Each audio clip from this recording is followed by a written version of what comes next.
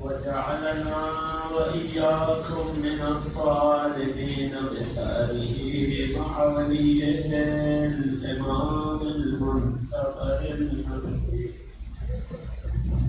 لا حول ولا قوة إلا بالله العلي العظيم.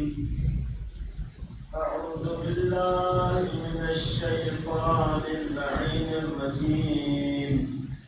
بسم الله الرحمن الرحيم.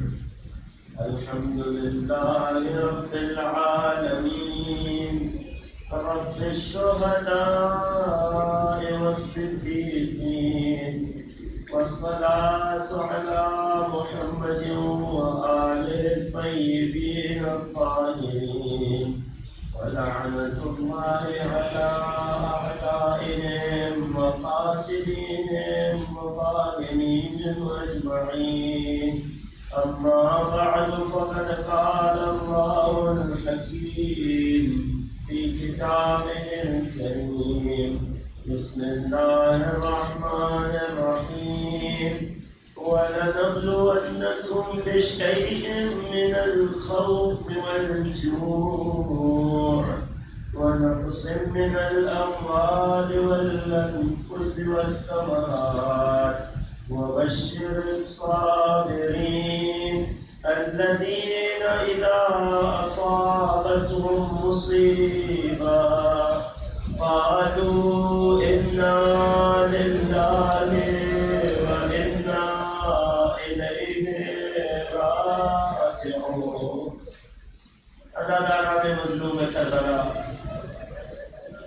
روز عاشور کا سورج جب غروب ہوا، جب غریبوں کی شام آ گئی، جب مسکینوں کی شام آ گئی، جب یتیموں کی شام آ گئی، اس شام کا آغاز بسر سعد ملعون کے اس اعلان سے ہوا کہ لاشوں کو لوٹا جائے.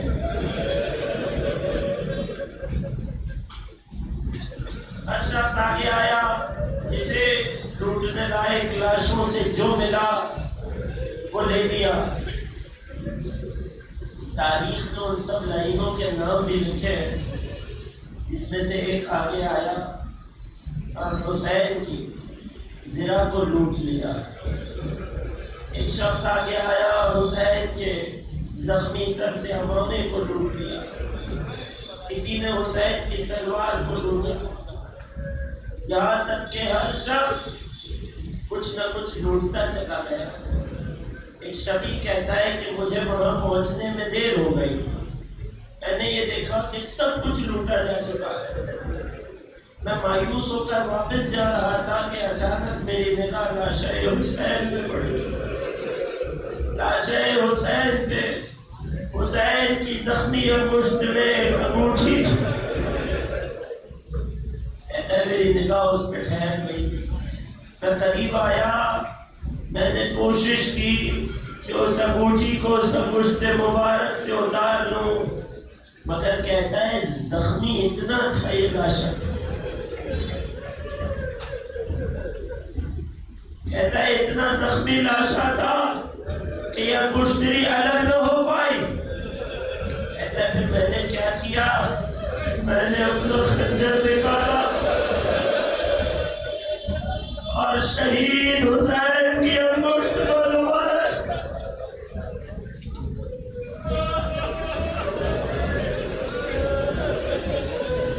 لاشوں کو لوٹ لیا گیا. میدان میں عجیب ہلچل ہونے لگی. سر سعد نے ایک اور عجیب حکم صادر کیا کہ اب گھوڑوں کی صفیں تیار ہونے لگی، نال بندی ہونے لگی. میں ہمیشہ بتاتا ہوں یہ نال بندی آپ سنتے ہیں، گھوڑوں کی نال بندی ہوئی. اس نال بندی کا مطلب کیا ہے جانتے ہو؟ گھوڑوں کو جس زمین پہ دوڑانا ہو اس زمین کے مطابق انہیں نالیں پہنائی جاتی ہیں. اگر نرم زرخیز زمین ہو تو الگ نال پہنائی جاتی ہے. اگر صحرائی ریگستانی ریتیلی زمین ہو تو الگ نالیں پہنائی جاتی ہیں. اور اگر پہاڑی پتھریلا علاقہ ہو تو الگ نالیں پہنائی جاتی ہیں. یہ جو نالے پہاڑی پتھریلے علاقوں میں گھوڑوں کو چلنے کے لیے دوڑنے کے لیے پہنائی جاتی ہے، ان نالوں کی خاصیت یہ ہوتی ہے کہ یہ بہت ان میں بڑی نوکیں ہوتی ہیں تاکہ جب گھوڑے پہاڑوں پر چلے تو پیر دھس کر چلے اور پہاڑوں سے گرے نہ۔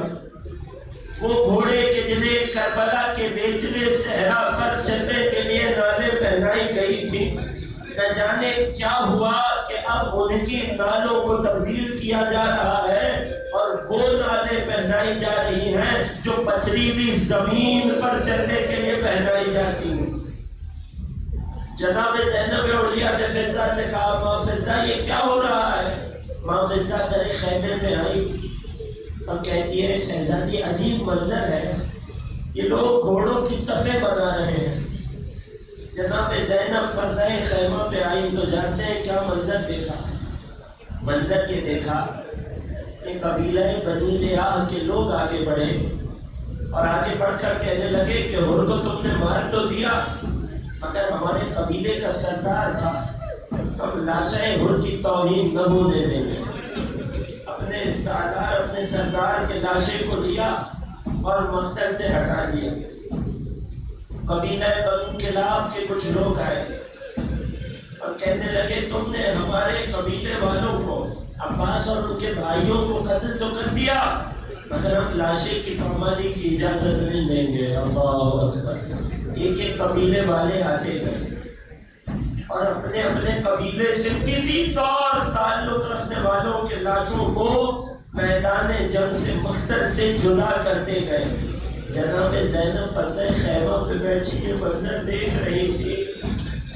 شہزادی کی نگاہیں راہیں تک رہی تھی کہ شاید اب کوئی آئے اور یہ کہہ دے کہ اس لاشے سے ہماری کوئی رشتہ داری نہ صحیح مگر یہ نواسہ رسول ہے۔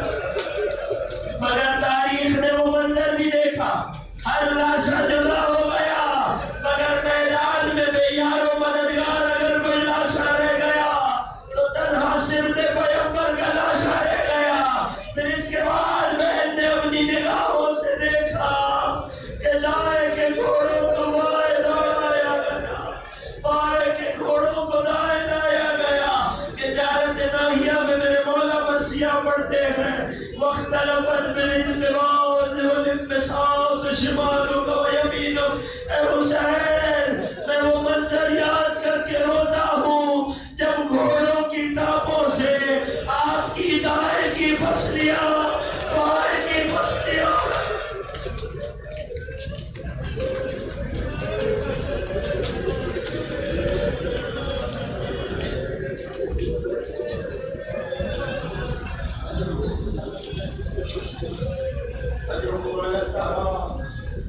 کوئی قبل سنائے آخر آلے رسول۔ ایک بار جب لاشیں پامال ہو اب ایک اور آواز سنائی تھی، احتموا خیام الحسین، حسین کے خیموں کو جلا دیا جائے۔ لائن آگے بڑھے،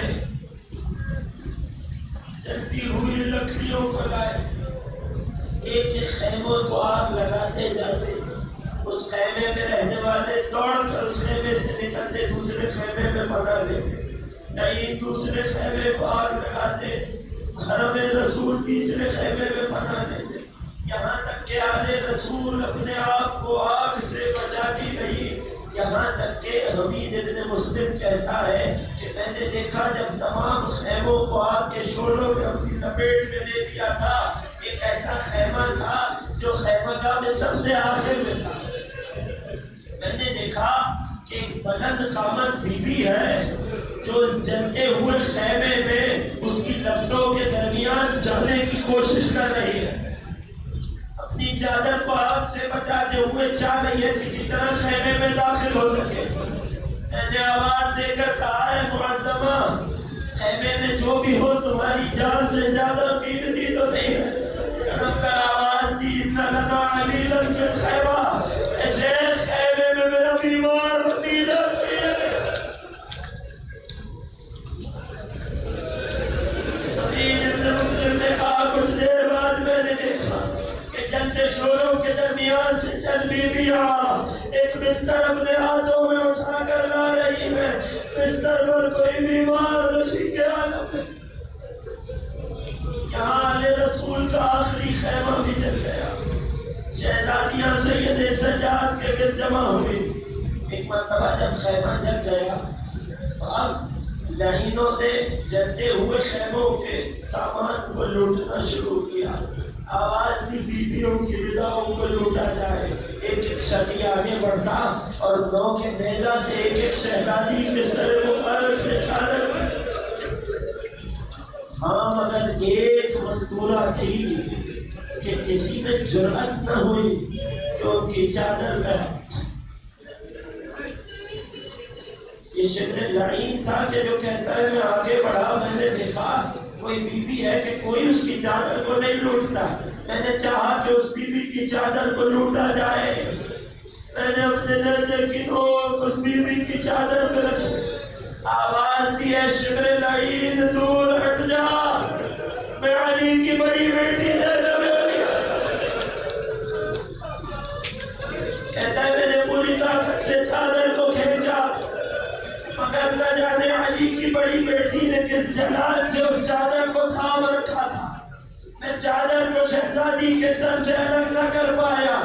اچانک میں نے کیا کیا؟ لعین کہتا ہے میں نے اپنا تازیانہ اٹھایا، عباس کی بہن کے سر پہ تازیہ۔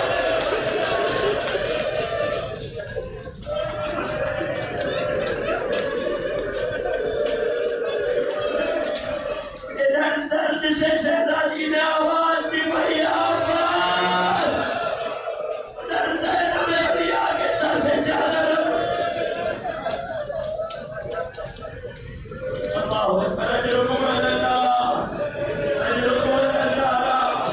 اسی اسنا میں جب سامان لوٹا جا رہا تھا، یہی شبر کہتا ہے میں نے ایک عجیب منظر دیکھا۔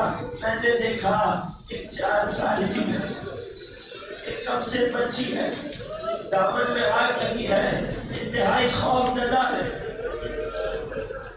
میں جنت خیموں کی طرف جا رہا تھا، وہ جنت خیموں سے دور جا رہی تھی، اچانک میرے راستے میں آ گئی۔ میں نے پوچھا کون ہے؟ کہنے لگی روتے ہوئے میں حسین کی یتیمہ سکینہ ہوں،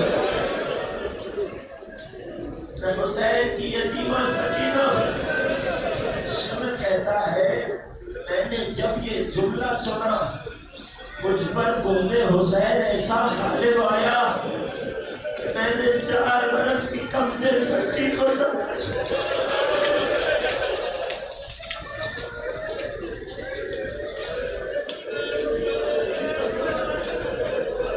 بیٹیوں والے بیٹھے ہو نا، تمہاری کم سے بیٹی کی طرف تلخ نگاہ سے بھی دیکھ لے تو باپ کا دل تڑپ جاتا ہے۔ ذرا سوچو جب لعین حسین کی یتیمہ کو تماچے لگا رہا ہوگا، مقتل میں لاش ہے حسین کس طرح سے تڑپ رہا۔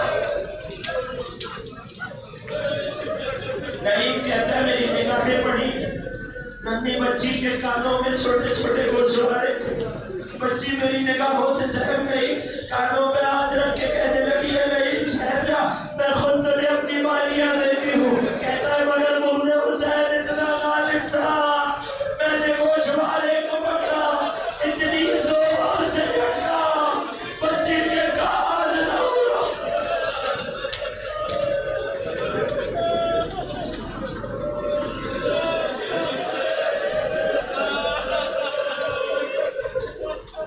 اب ذرا اس کیفیت کو محسوس کرنا، ایک یتیمہ ہے، رات تاریک ہے، جلد خیموں کے شعلے ہیں، چہرے پر تماچوں کے نیل ہے، کانوں سے خون جاری ہے، دامن میں آگ لگی ہے، کبھی دائیں طرف جاتی ہے، کبھی بائیں طرف جاتی ہے۔ حمید ابن مسلم کہتا ہے میں نے چاہا کہ بچی کے دامن سے آگ بجھاؤں، مگر بچی اتنی سہمی ہوئی تھی کہ دور ہٹ کے کہنے لگی ہے شیر مجھ سے قریب نہ آنا۔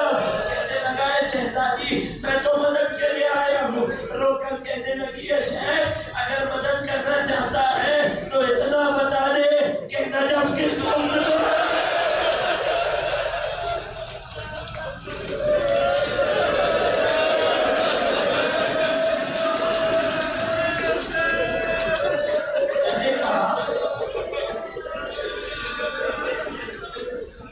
میں نے کہا اے شہزادی نجف جا کے کیا کرو گی؟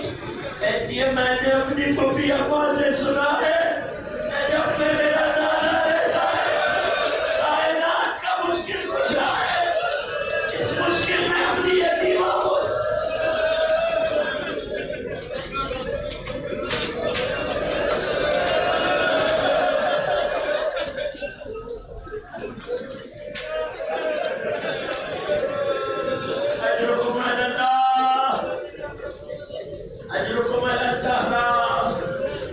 بھی گزر گیا جب جد خیموں کی لمبے کچھ کم ہوئی، جد خیموں کی رات کے گرد بیویوں نے بچوں کو جمع کرنا شروع کیا۔ کون سے بچے کہ جن کے بارے میں کسی نے میرے چوتھے امام سے پوچھا تھا کہ مولا شام غریبہ میں آپ کے خاندان کی حالت کیا تھی؟ چوتھے امام نے سوال سنا، آنکھوں سے اشک جاری ہوئے۔ میرے مولا کے ہاتھ میں ایک تسبیح تھی، تسبیح کی گرے کو کھولا، دانوں کو زمین پہ چھوڑ دیا۔ فرماتے جس طرح یہ دانے زمین پر پراکندا ہو گئے، رسول کی آل شام غریبہ میں اس طرح پرک، کوئی پرسان حال نہ تھا، کوئی مددگار نہ تھا۔ ایسے میں حسین کی بہن نے جد خیمے کی ایک چوب اٹھائی اور جناب زینب ابو الفضل العباس بنے، پہرا دینے کا ارادہ کیا۔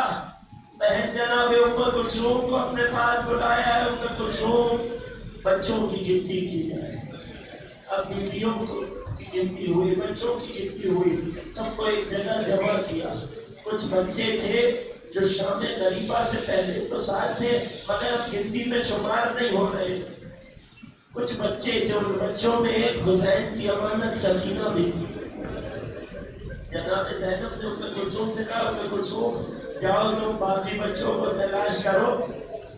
جب میرا بھیا روز عاشور مجھ سے ودا ہو کے جا رہا تھا تو آخری چیز جو بھائی نے میرے حوالے کی تھی وہ یہی سکینہ تھی۔ میں حسین کی امانت کی تلاش کرتی ہوں، جاؤ تم باقی بچوں کو تلاش کرو۔ اب تنہا جناب زینب اولیاء ہے، تاریخ رات ہے، کربل کا صحرا ہے، آواز دیتی جاتی ہے سکینہ کہاں ہو، کبھی فرات کنارے جاتی ہے، کبھی خیمگاہ سے دور نشیب میں آتی ہے، مگر بالآخر میری شہزادی قتل گاہ کے قریب آئی، دیکھا ایک لاش بے سر ہے،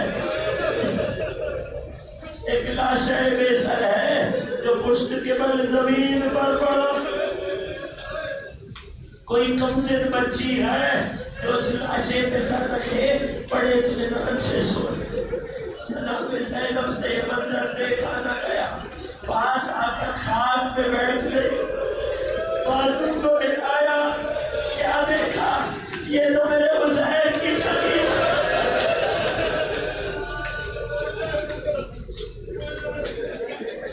یہ تو میرے حسین کی سکینہ ہے۔ شہزادی زینب نے شانہ ہلایا، اے میری لاڈلی سکینہ، اے میرے بھائی کی امانت سکینہ، اس لاشے پہ کیا کر رہی ہو؟ یہ کس کا لاشا ہے؟ رب کر کہنے لگی پھوپھی اماں ذرا غور سے دیکھو، ذرا پہچانو، یہ آپ کے بھائی حسین۔ پھوپھی نے سکینہ سے ایک عجیب سوال کیا، اے سکینہ لاشے کی پہچان یا چہرے سے ہوتی ہے یا لباس سے ہوتی ہے؟ اے سکینہ اس لاشے کا سر تن سے جدا ہے، لباس لوٹ لیا گیا۔ اے سکینہ تو نے کیسے پہچانا یہ میرے بھائی کا لاش ہے؟ تڑپ کر کہتی ہے پھوپھی اماں میرے دامن میں آگ لگی تھی، میرے کانوں سے خون